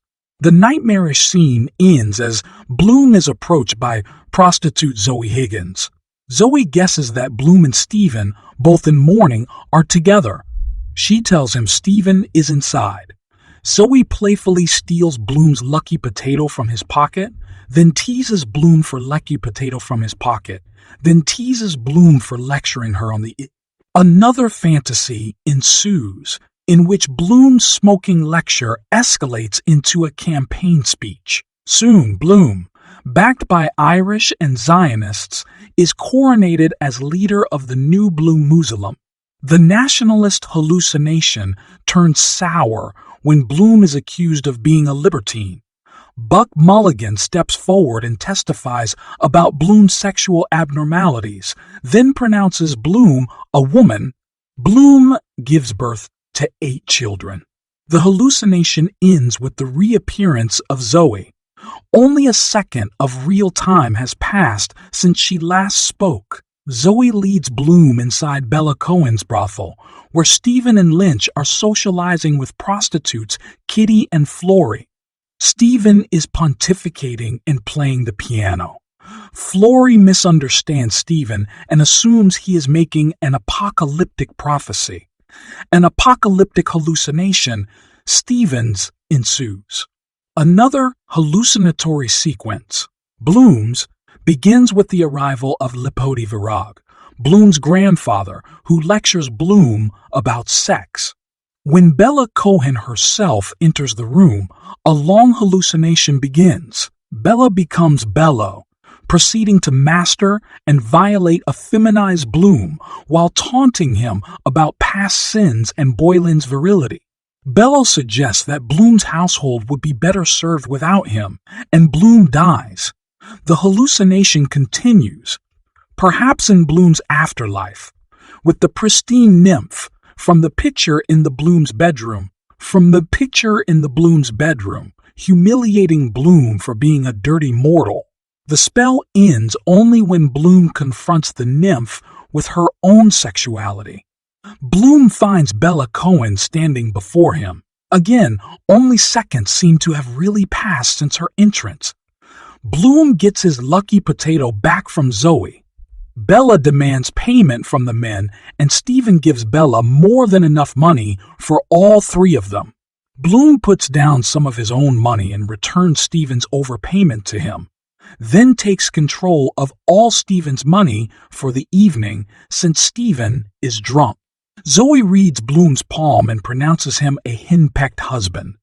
Another hallucination ensues, involving Bloom watching Boy, Lan and Molly have sex. Talk turns to Stephen's Parisian adventures, and Stephen colorfully describes his escape from his enemies and his father. Zoe starts the pianola, and everyone except Bloom dances. Stephen spins faster and faster, nearly falling. The rotting ghost of his mother rises up from the floor. Stephen is horrified and remorseful. He asks for confirmation that he did not cause her death. The ghost is non-committal in response, speaking of God's mercy and wrath. The others notice Stephen looks petrified, and Bloom opens a window. Stephen defiantly tries to dispel the ghost and his own remorse, proclaiming that he will stand alone against those who try to break his spirit. Stephen crashes his walking stick into the chandelier. Bella calls for the police, and Stephen runs out the door. Bloom quickly settles with Bella, then runs after Stephen.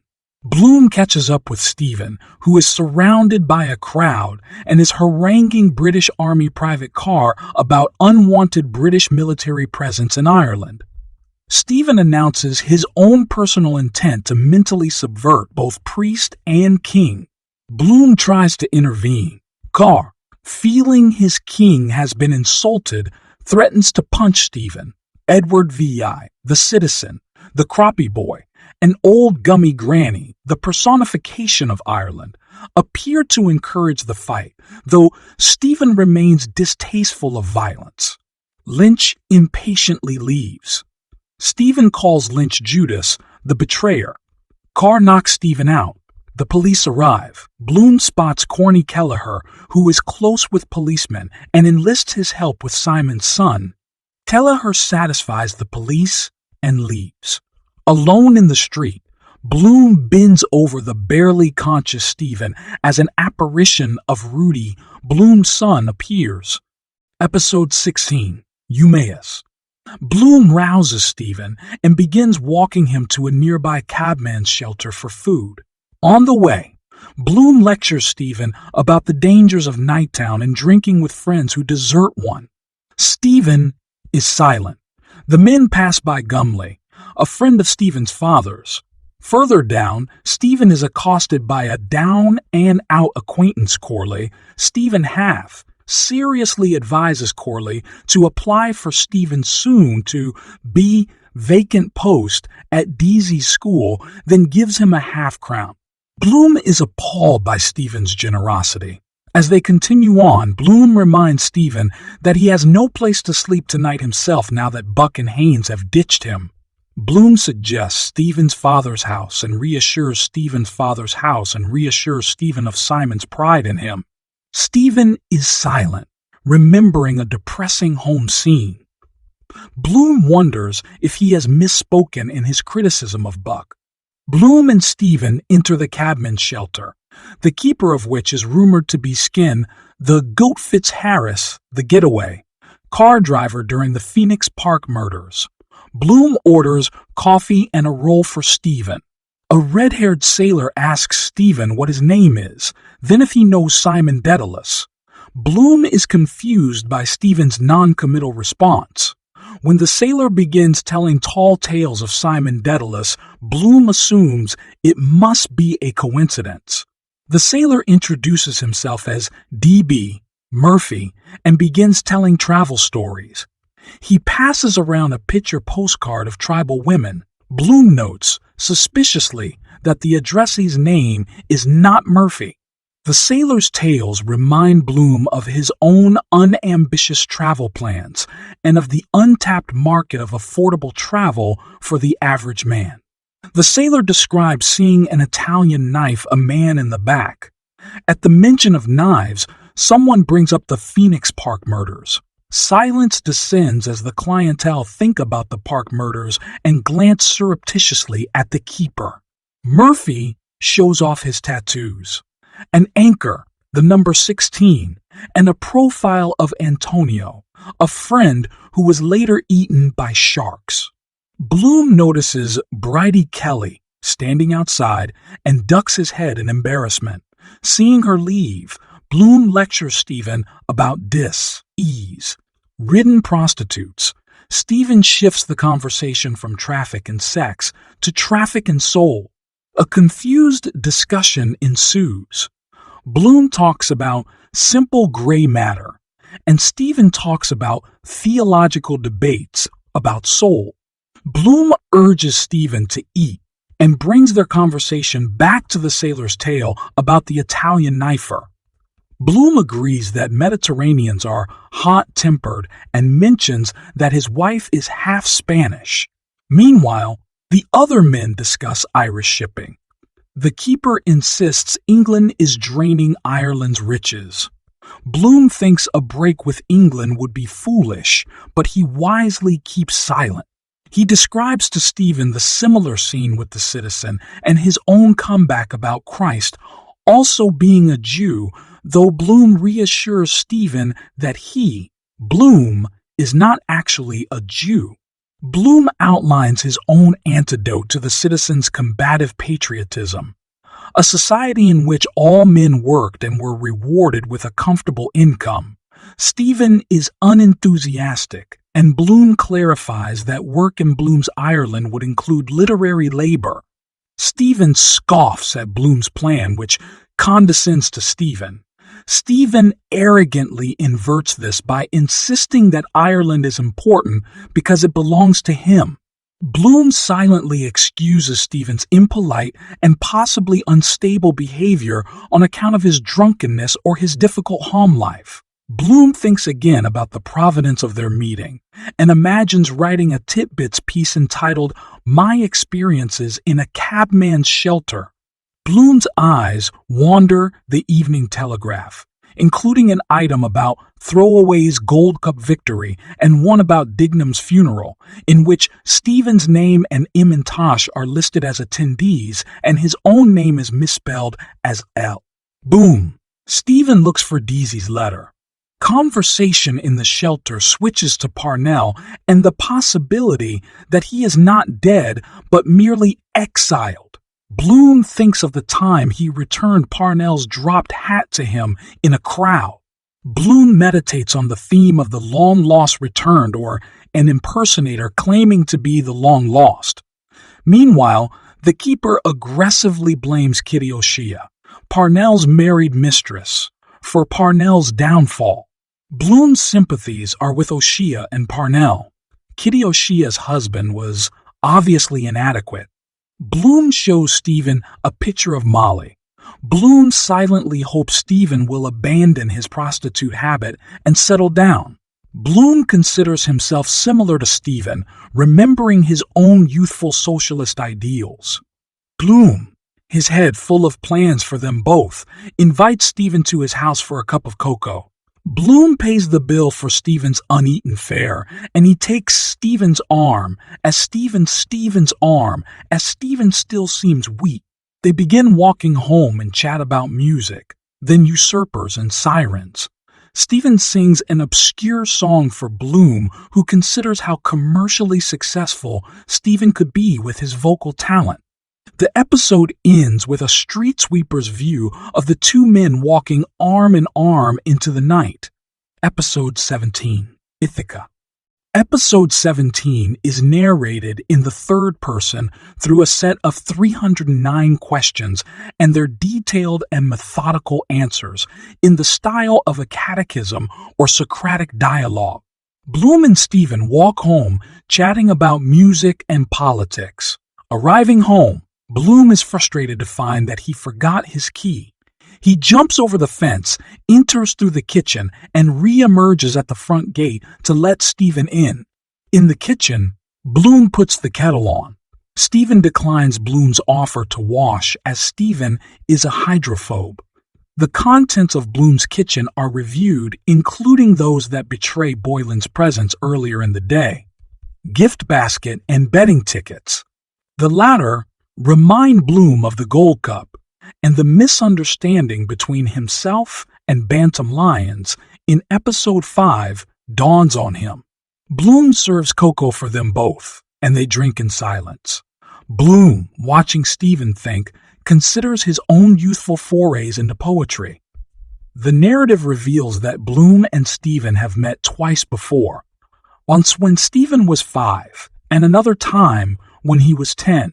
On the latter occasion, Stephen invited Bloom to dinner at the Dedaluses, and Bloom politely declined. Their personal histories are compared, as well as their temperaments.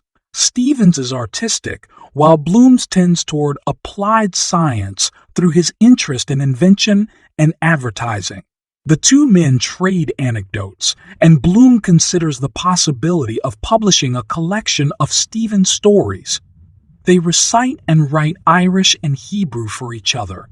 Stephen senses the past in Bloom, and Bloom senses the future in Stephen, and Bloom senses the future in Stephen. Stephen goes on to chant the anti-Semitic medieval story of Little Harry Hughes, in which a Christian boy is beheaded by a Jew's daughter. Stephen's exposition of the story suggests that he could see both himself and Bloom as the Christian child of the story. But Bloom has mixed feelings and immediately thinks of his own Jew's daughter, Millicent. Bloom remembers moments from Millie's childhood and, thinking of a potential union between Stephen and Millie, or Molly, invites Stephen and Millie, or Molly, invites Stephen to stay the night. Stephen gratefully declines. Bloom returns Stephen's money to him, rounded up 1 pence, and suggests a variety of future interactions. Stephen seems non-committal, and Bloom becomes pessimistic. Stephen seems to share Bloom's sense of dejection. Bloom shows Stephen out, and they urinate together in the yard while looking at the night sky, where a shooting star suddenly appears. Bloom lets Stephen out, and the two shake hands as the church bells ring. Bloom listens to Stephen's footsteps and feels alone. Bloom goes back in.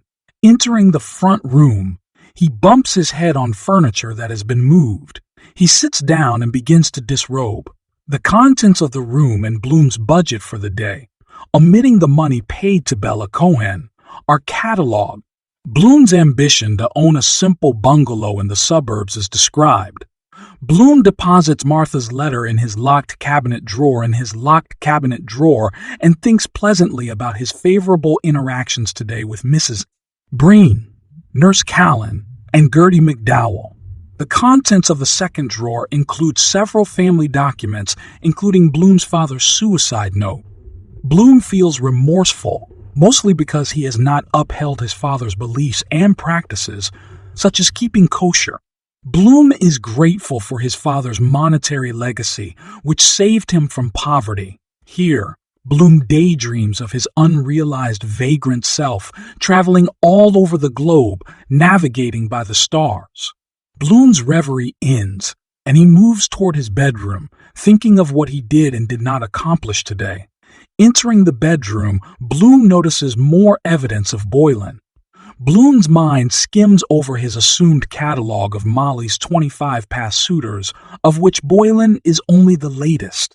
Bloom reflects on Boylan, feeling first jealous, then resigned. Bloom kisses Molly's behind, which is near his face, as he is sleeping with his head at the foot of the bed. Molly wakes up, and Bloom tells her about his day with several omissions and lies. He tells Molly about Stephen, whom he describes as a professor and author. Molly is silently aware that it has been over 10 years since she and Bloom have had sexual intercourse. Bloom is silently aware of the tenseness of their relations since the onset of Millie's puberty. As the episode comes to a close, Molly is described as Gia, Tellus, Earth Mother, while Bloom is both an infant in the womb and the sailor returned and resting from his travels. A typographical dot ends the episode and indicates Bloom's resting place. Episode 18, Penelope. The first of Molly's 8 giant sentences that comprise her interior monologue begins with her annoyance and surprise that Bloom has asked her to serve him breakfast in bed. Molly intuits that Bloom has had an orgasm today. And she thinks of his past dalliances with other women. She thinks of her afternoon of sex with the aggressive and well-endowed Boylan, a refreshing change after Bloom's strange lovemaking techniques. On the other hand, Molly guesses Bloom is more virile than Boylan and remembers how handsome Bloom was when they were courting. Thinking of Josie and Dennis Breen's marriage, Molly feels that she and Bloom are perhaps mutually lucky. In Molly's second sentence, she considers her various admirers: Boylan, who likes her feet; the tenor Bartell D'Arcy, who kissed her in church; Lieutenant Gardner, who died of fever in the Boer War. Molly ponders Bloom's underwear fetish. Aroused, Molly anticipates seeing Boylan on Monday and their upcoming trip to Belfast alone. Molly's thoughts turn briefly to the world of concert singing, annoyingly girlish Dublin singers, and Bloom's help with her career. Molly remembers Boylan's anger over Linehan's lousy Gold Cup race tip. Molly thinks Linehan is creepy. Considering future meetings with Boylan, Molly resolves to lose some weight and wishes she had more money to dress stylishly. Bloom should quit the Freeman and get lucrative work in an office. Molly remembers going to Mr. Cuff to plead for Bloom's job back after he was fired. Cuff stared at her breasts and politely refused.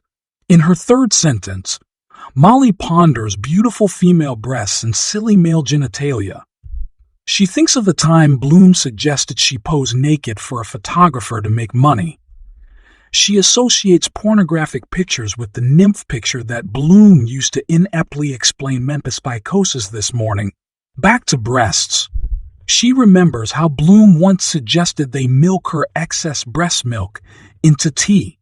Molly imagines gathering all of Bloom's outrageous ideas into a book before her thoughts return to Boylan and the powerful release of her orgasm this afternoon. Molly's fourth sentence begins with a train whistle. Thoughts of the hot engine car lead her to thoughts about her Gibraltar childhood, her friendship there with Hester Stanhope and Hester's husband Wogger, and how boring her life was after they left. She had resorted to writing herself letters. Molly thinks of how Millie sent her only a card this morning and Bloom a whole letter. Molly wonders if Boylan will send her a love letter. Molly's fifth sentence begins with her recollection of her first love letter from Lieutenant Mulvey, whom she kissed under the Moorish wall in Gibraltar. She wonders what he is like now. Another train whistles, reminding Molly of Love's old sweet song and her upcoming performance. She is again dismissive of silly girl singers. Molly views herself as much more worldly. Considering her dark, Spanish looks which she inherited from her mother, Molly guesses that she could have been a stage star if she had not married Bloom. Molly shifts in bed to quietly release built-up gas, chiming with another train's whistle. In her sixth sentence, Molly's mind wanders from her Gibraltar girlhood to Millie. Molly does not like being alone in the house at night now.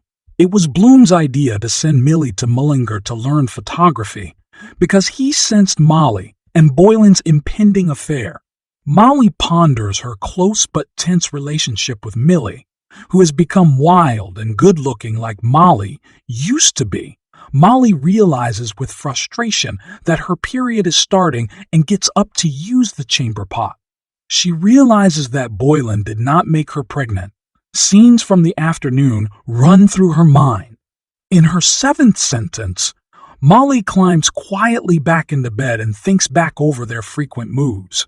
A result of Bloom's shaky financial history, Molly worries that he has spent money on a woman today, as well as the Dignam family. Molly thinks of the men at Dignam's funeral. They are nice, but Molly resents their condescension to Bloom. Molly recalls Simon Dedalus's vocal talent and wonders about Simon's son. Molly remembers meeting Stephen as a child and fantasizes that Stephen is probably not stuck up, just young enough and appealingly clean. Molly plans to read and study before he comes again, so he will not think her stupid. In her eighth sentence, Molly thinks of how Bloom never embraces her, weirdly kissing her bottom instead. Molly reflects on how much better a place the world would be if it was governed by women. Considering the importance of mothers, she thinks again of Stephen, whose mother has just died, and of Rudy's death, then stops this line of thought for fear of becoming depressed. Molly imagines arousing Bloom tomorrow morning, then coldly telling him about her affair with Boylan to make him realize his culpability. Molly makes plans to buy flowers tomorrow in case Stephen comes. Meditating on flowers and nature, the products of God, she thinks lovingly of the day she and Bloom spent outdoors on Howth, his marriage proposal, and her resoundingly positive response.